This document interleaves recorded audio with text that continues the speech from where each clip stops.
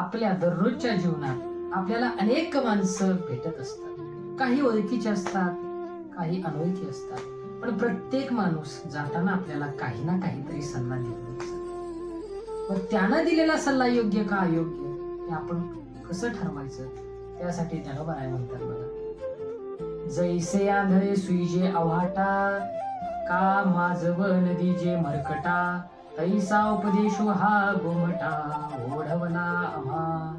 म्हणजे ज्याप्रमाणे एखाद्या आंधळ्याला एखादा मनुष्य मार्ग दाखवतो, पण ती वाट बरोबर आहे का चूक आहे हे फक्त कोणी ठरवायचं असतं? आंधळ्यानं ठरवायचं असतं.